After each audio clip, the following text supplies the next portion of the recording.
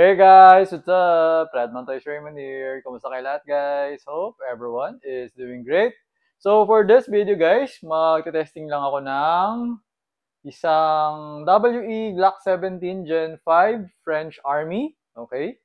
At saka isang KJ Works CZ Shadow 2 Urban Gray Airsoft Gas Blowback Pistol. Okay? So, Sir Takeshi, this is your French Army. Okay, so ayan. Double serration. So meron siyang front and rear serration. Okay, so do sa mga sa mga di familiar, ibig sabihin ng French Army is ito yung color combination na ginagamit ng French Army. Yung army sa France. Okay, so ayan. So another code for this is Coyote. No, so Glock 17 Gen 5 Coyote. Parang ganun. So, yun yung parang code niya. So, aside from the two back straps, meron siya kasamang ganito.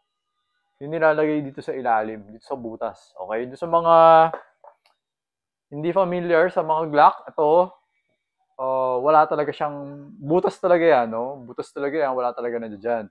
Pero pag bumili kayo ng Coyote, nung ganitong French Army version, meron siyang para dito. Okay, tapos ang purpose kasi nito is parang kakabitan mo siya ng parang sling, parang gano'n, tapos nakasabit siya sa sayo para kung sakasakali hindi siya mawawala, parang gano'n. Okay? So, ayan. Alright, so sa mga hindi familiar sa Glock, okay, so ito may butas pala yan sa likod, yan, kita nyo, yan, yan, ganyan yan ha. Kasi iba, akala nila basag. So, ayan. Alright. So, this is the magazine. Okay. So, ayan. Tan yung base niya. Gen 5.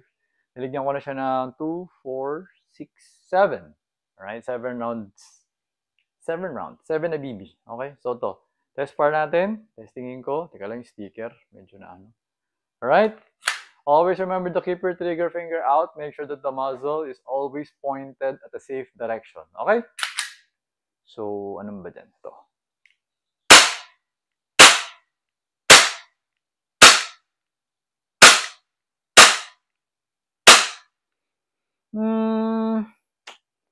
Nasa loob naman ng 2 inches, pero hindi siya 1 peso grouping. Siguro mga 20 peso coin grouping siya. Okay, so siguro pwede pa mag-improve kapag 0.23, 0.25, or 20.28 yung BB. Tapos siguro konting adjust ng half. Okay, so anyway, either way, it's very accurate. Okay? So, Sir Takeshi, okay na tong unit mo? Nag-open yung slide, ibig sabihin wala nang bala. Okay, so removing the magazine. Hammer down, okay? So dito naman tayo sa Shadow 2. Okay, so this is a license unit from CZ, okay? Ano siya, under kay ASG, okay? License siya under kay ASG. ASG means Action Sport Games. Okay, so yun. Kaya yung mga markings niya, same sa tunay na barel. CZ, Shadow 2. Okay? So, ayun. Alright. Doon sa mga di familiar, yung Glock, wala siyang marking kasi hindi siya license. Alright? So, ayun, yun lang. Yun lang naman. Kasi alam mo naman, baka mademanda sila pagka nilagyan nila ng mga na wala silang license. Okay?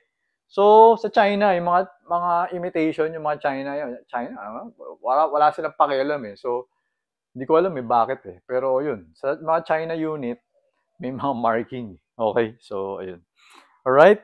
So, Sir JP, this is your, Urban Gray. Okay? Ngayon, minodify ko yung slide catch niya or yung slide stop para, kasi nga, di ba, meron siyang meron siyang, hindi ko masabi kung issue or something. Basta, oversensitive kasi yung slide stop niya. Okay? So, minsan, kahit may bala pa, nag-open slide.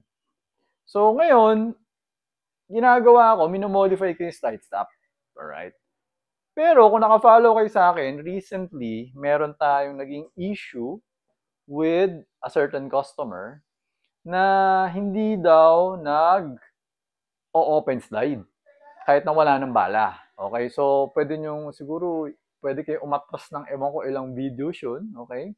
Ngayon, hindi ko pa nagawa ng vlog yun, pero dito ko na lang i-explain. Okay? So, the issue with that unit was the slide stop. Okay? Kasi nga, nasobrahan, kumbaga, nasagad ko yung modification sa kanya. Kumbaga kasi, syempre, pag nagmo-modify ka ng slide stop, parang marami siyang level. Parang ganun. Kasi syempre, tinatabas mo kasi, may tinatabas ako dyan eh. No? So, yung sensitivity niya, na parang ano siya, na nalagay siya sa lowest sensitivity. Okay? So ngayon, doon kasi sa Cavite, malamig. So, ang nangyayari, humihina yung blowback niya. Mahina yung blowback. Yung shock, mahina. So, parang sobrang baba yung shock niya. To the point na, since mababa yung shock, mabilis masyado yung slide. Kaya, mababa yung sensitivity. Kaya talagang kahit anong gawin niya, hindi siya nag-open slide. Pero pagka kinasa niya, nag-open slide. Okay? Kasi nga, kapag kinakasa mo kasi yung unit, kapag ginaganon mo, matagal ka nakaganon eh. 'Di ba? So kahit na low sensitivity, maglalak. Nag-open slide siya eh, pag ginanon niya. Pero pag binabaril niya, ayaw. Kasi nga, kapag low sensitivity ka na, kumbaga low blowback ka, ang tendency kasi, ito, hindi siya masyado mag-sustain ng ganun eh. Mabilis kasi siya babalik. Gumagano'n siya kagad. Ganun siya kapag low blowback. Kapag mahina yung blowback mo, bumabalik siya kagad. So, since bumabalik siya kagad, kulang yung time na i-push siya ng follower kasi nga, medyo nasagad yung tabas ko dun sa slide lock. Alright? So, ang naging solution natin dun is, pinalatan natin yung slide lock. So, ang ginawa ko, binigyan ko siya ng slide lock na hindi naka-modify. Pinalatan natin. Tapos yun, okay na siya. Ayos na siya. Alright? So, meron pa akong gusto sabihin eh, regarding that eh. So, yun lang naman talaga yung naging issue. Ngayon, actually kasi nga, ang dahilan kung bakit namin na-resolve yun, kasi nga, una-una kasi si customer, parati yung sinasabi, defective yung unit, tapos parati siya nasabi sa akin na, oh, ano, di ba, may problema? Gumaganon siya eh, si customer. So sabi ko naman sa kanya, sir, alam niyo naman, hindi natin maaayos yung pag ganyan kayo magsalita. Okay? So, tinigil niya yun eh. Tapos nag-explain siya, bakit si ganito, yung unit dito, kahit kasi meron ding isang airsoft store dun sa may Cavite. Sabi niya, ba't yung unit dito, nag-open slide naman? Eh, mas malamig pa dun. Gumanon siya. Tapos, may sinabi siya, kasi meron siya binalik na unit eh. Sabi niya, yung unit na binalik ko, nag-open slide din yun kahit walang bala eh. Doon ako napaisip. Sabi ko, oo nga no, bakit doon? Nag-open slide. Tapos yung binigay niya, open slide. So ano ba yung difference ng unit na binigay ko sa kanya at saka yung unit na nabili niya doon? Ang difference is yung modified na slide stop. Diba? Kasi yun lang naman yun eh. Kasi the unit is new. Wala naman sira yan. So sabi ko sa kanya, sir, alam ko na ang problema. Yung slide stop. At tingin ko, sobra yung modification ko. Ganito gagawin natin. Palatan natin yung slide stop. At tingin ko yan yung problema niyan. Yun lang. So pinalatan namin, ayos na. Wala na problema. Nag-guess mo? So ngayon, Sir JP, dito sa unit mo, minodify ko pa rin yung slide stop. Kasi nga, meron nga kasi nga ganung issue. So, pero ang ginawa natin is parang very minimal na lang. Tabaga talagang eksakto ko lang siya. Hindi ko alam, pero sa tingin ko hindi na siya hindi na siya wala na yung wala na yung random open chamber eh. Wala na yun. Unless siguro ma-push mo to, no? Ma-push mo yung slide catch pataas or something. Pero binawasan ko na kasi yung slide stop. So okay na siya, goods na siya. Alright, so Tapos, ano siya, kahit malamig yung lugar mo, this will work. Kasi nga, hindi na siya nasagad. Okay? So, pero if ever na hindi nag-work, kunyari sabihin natin pagaling sa inyo, hindi nag-open chamber kahit na hindi nag-open slide kahit na wala nang bala. Sabihin mo sa akin, palatan natin yung slide, bigay ko sa'yo yung walang modification. Okay? So, ayun. So, ito Sir JP, no? So, nilagyan ko natin ng 2, 4, 6, 7. 7 rounds. Okay, so nilagyan ko naman ng gas to. Nilagyan ko na ng gas. Okay? So, ayun nga pala, testing natin to for the double action. Okay, so, to test the double action, kailangan remove the magazine. Okay? Tapos, bababa mo yung hammer. Yan. Okay? So, pasok natin. So, testing na natin. Ito, double action, yung trigger, no?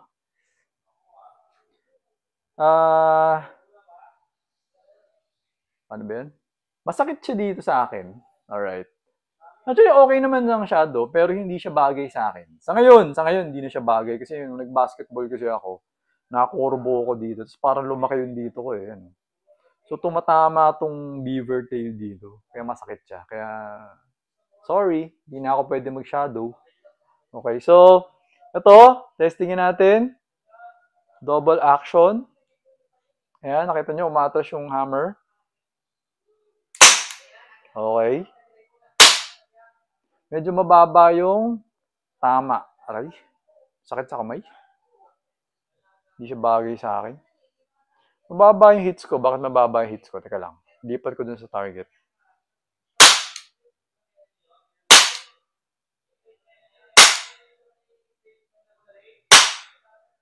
Ina-assist ko kung diretso ba. Diretso naman eh.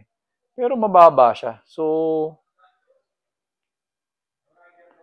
kailangan ko bang ano to? Teka, wait lang ha. Check natin. So, kapag ito, hindi ba ako, pag to inangat,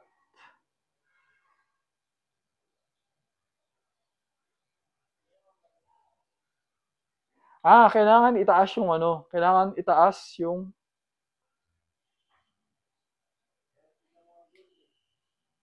taas ba to? Wala akong alam sa shadow. Okay, pero wait lang. Umaangat yata ito eh. Taas ba to?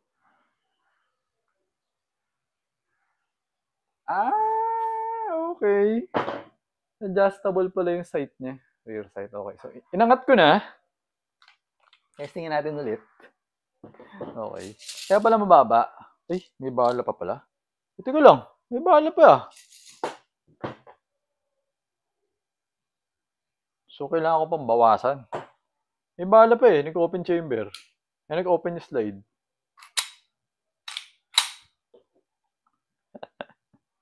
Bawasan ko pa to. Sige, bawasan ko pa to. Pero, teka lang. Testingin ko muna yung accuracy. Bawasan pa natin. May bala pa eh. Teka, wait. May bala pa kasi nag-open yung slide eh. So, wait. To. Oh, wala nang bala sa ano eh.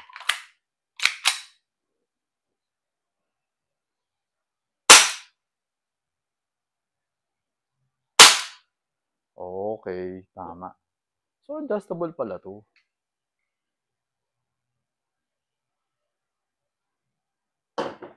Sige natin.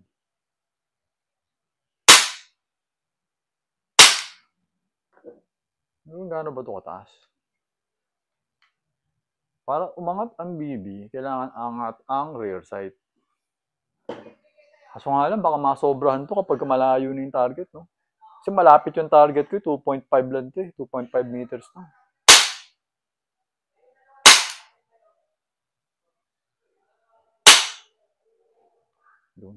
So, medyo gitna na siya. Kaya na lang siguro mag-adjust. Wala nang bala. Wait nga, nalito ko kanina eh. Wala nang bala, nag-open chamber eh. So, na-press ko lang kanina. O ito, lagyan ko ulit. Testingin ulit natin.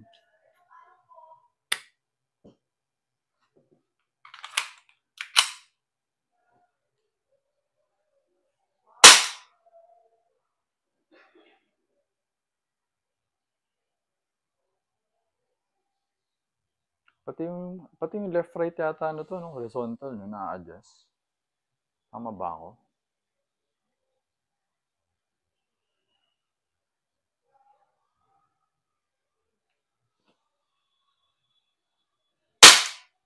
Okay. Gitna naman siya. Okay na to. Grabe, sobrang ano ba, precise. Kasi, isa lang yung butas eh. One hole siya eh. Oh. So parang kahit na 25 cents, pwede kong tamaan dito eh. Yan, bumaba lang siya konti. Wala naman ang balan. So okay na yata to, no? So, di ko alam eh kung ano yung nangyari kanina, bakit parang may bala pa yung magazine. O tinanggal ko lang ba yung magazine kanina? Nalimutan ko na. Pero okay na siguro to kasi wala na nung ano eh. Wala na nung ano eh. Wala nang bala eh. Mamaya kasi pag binawasan ko ulit ito, pag malamig, mamaya hindi mag-open slide. Kaya, ito, pang testing natin. Testingin ulit natin.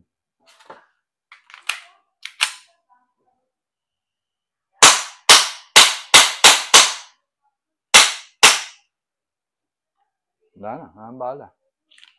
Okay? So, Sir JP, okay na to. Ayoko na rin kasi masyado nagmo-mod kasi mamaya nga, yun nga, maulit yung sa yung dati na nasobrahan yung tabas, no? Tapos, hindi na nag-open yung slide. Kaya, okay na to. Okay? So, ayun sir, thank you for your order. Ayun nga, mas maganda talaga yung marami kang unit kaysa sa, kasi nga, yun nga, pag sawa ka na sa unit mo, tendency, di ba, iba, mahilig sila mag-upgrade, mga accessories. Mas maganda, mas marami kang unit kaysa sa minomodify mo siya, ina-upgrade mo siya, para pinapaporma mo siya kasi nga naboboard ka na sa kanya, di ba? Kasi nga, pag mas marami kang unit, mas marami kang skills or mas marami kang experience sa iba't ibang baril. Kumbaga sa kotse, pag bumili ka na isang kotse, nasasawa ka na sa kanya, imbis na sisetapan mo siya ng kung ano-ano, bumili ka na ng bagong kotse, dalawa yung kotse mo. Di ba? So, ganun siya. Yun nga lang, mahirap yung parking. Kasi nga malaki yung kotse. Unlike pag sinetapan mo na lang, isa pa lang din yung parking mo. So, anyway, magkaiba naman yun. Iba pa rin. Okay. So, ayan, Sir JP, Sir Takeshi. I-prepare ko lang to, then book natin for Lalamove. Hindi ko lang alam kung kay Sir JB kung mapapadala ko sa kanya ngayon to. Pero tatry ko. Okay? Sir Takeshi, inaabangan nyo. So, send ko na sa inyo. Okay? So, ayun guys. If you want to order from me, message nyo lang ako sa Viber or sa Telegram, 0922-632-7722. Or message nyo ako sa FB page natin, Redman Toys Airsoft Philippines. Okay? So, ayun guys, until next vlog, always remember to stay safe, stay great, be good, and be thankful always. God bless everyone. Bye-bye.